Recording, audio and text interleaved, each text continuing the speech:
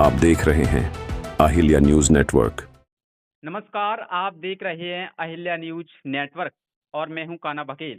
अब बात करते हैं काना की नगरी वृंदावन की, जहां शहर में लगने वाले भीषण जाम से लोगों को जल्द राहत मिल सकती है, क्योंकि ट्रैफिक व्यवस्था को सुधारने के लिए पुलिस प्रशासन अब एक्शन मोड में नजर आ रहा है।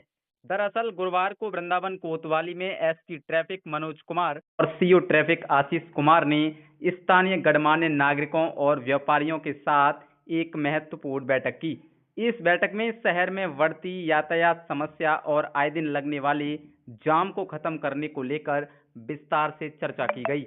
बैठक के दौरान एसपी ट्रैफिक मनोज कुमार ने कहा कि वृंदावन की संकरी गलियों में ऑटो और ई रिक्शा के अनियंत्रित प्रवेश की वजह से पैदल श्रद्धालुओं और स्थानीय निवासियों को भारी परेशानी का सामना करना पड़ता है। इसी को देखते हुए अब प्रशासन का मुख्य फोकस इन गलियों को ई रिक्शा मुक्त बनाने पर रहेगा। इसके लिए ट्रैफिक रूट व्यवस्था को और अधिक सख्ती से लागू किया जाएगा। साथ ही ई रिक्शा चालकों के सत्यापन अभियान को भी तेज किया जाएगा।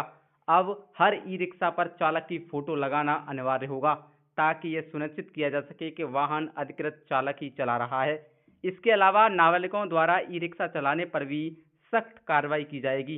पुलिस अधिकारियों ने डीजीपी के निर्देशों का हवाला देते हुए बताया कि शहर में पार्किंग स्थलों की संख्या बढ़ाने की भी तैयारी की जा रही है और सड़कों पर अवैध रूप से खड़े वाहनों के खिलाफ विशेष अभियान चलाया जाएगा।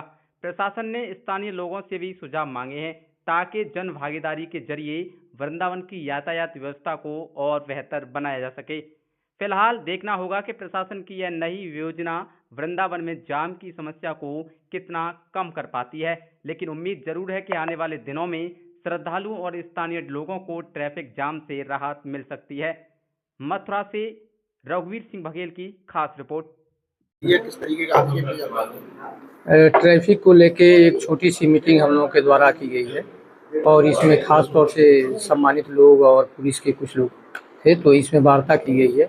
कुछ ऐसी भी गलियां हैं जिसमें ऑटो रिक्शा ई रिक्शा का प्रवेश हो जाता है और जो यहाँ के श्रद्धालुगण हैं या जो लोकल है उनको चलने में असुविधा होती है। तो उन गलियों को किस तरह से हम लोग ऑटो रिक्शा से मुक्त करें, इस संबंध में वार्ता हुई है और हमको लगता है कि बहुत अच्छी बातचीत हुई है और इसको मेरे द्वारा कंप्लायंस बहुत जल्दी ही कर लिया जाएगा।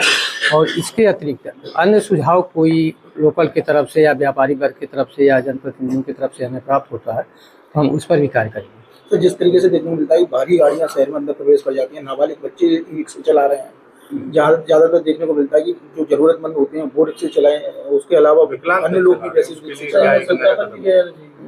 विकलांग की जहाँ तक बात है तो खैर जो वो नाबालिग नहीं है और जो नाबालिग हैं उन पे हमारे तरफ से कार्रवाई हो रही है। कितने ऑटो रिक्शा सीज किए गए और कार्रवाई की गई, तो कहीं एक आध मिलते हैं तो अभी भी कार्रवाई चल रही है उस पर। और ई रिक्शा को हम लोग प्रयास कर रहे हैं कि उनको व्यवस्थित करें। रूट व्यवस्था अभी हमारी संचालित हो रही है, उसमें थोड़ा सा और सख्ती करने की ज़रूरत है। चालकों का सत्यापन जो मेरे द्वारा निर्देशित किया गया है, इसके अतिरिक्त जो ई रिक्शा चालक है उनका सत्यापन कराने का कार्य हम लोगों द्वारा प्रारंभ किया गया है। इसको और सुचारू रूप से और तेज़ी से इसको कार्य करा के, और ये भी हमें चेक करना है कि उनका एक फ़ोटो भी हो जो पता चले कि जो रिक्शा चालक चला रहा है वही है दूसरा। सर, नगर निगम द्वारा पार्किंग आदि की व्यवस्था के लिए सहयोग के लिए बात होगी, नगर निगम कितना सहयोग कर रहा है? अभी बड़े पैमाने पे मीटिंग भी हुई है प्रशासन की भी, और माननीय डीजीपी सर के द्वारा भी एक निर्देश किया गया है कि अधिक से अधिक हम लोग पार्किंग बनाएं और उसमें गाड़ियों को खड़ा कराएं, रोड पे न खड़ा हो। इसके अतिरिक्त एक और अभियान हमारा चल रहा है कि जो रोड पे व्हाइट पट्टी है उस पट्टी से बाहर ऑटो रिक्शा ई रिक्शा या कोई भी गाड़ी उस बाहर खड़ा हो। इसके लिए अपने फोर्स को मेरे द्वारा निर्देश दिया गया है, एक मीटिंग भी की गई है और आप देखे होंगे 2-4 दिन से इधर थोड़ा सा रूट पे गाड़ियां उस तरह से नहीं दिख रही हैं कि कोई कहीं खड़ा कर दे, और मैक्सिमम गाड़ियां व्हाइट पट्टी को छोड़ के या तो पार्किंग में दिखाई दे रही हैं। और जो कुछ और कमियां हैं उसको भी हम बहुत जल्दी उसका समाधान कर लेंगे। मेरे द्वारा मीटिंग ली जाएगी और अपने स्टाफ को बताया जा रहा है। Thank you.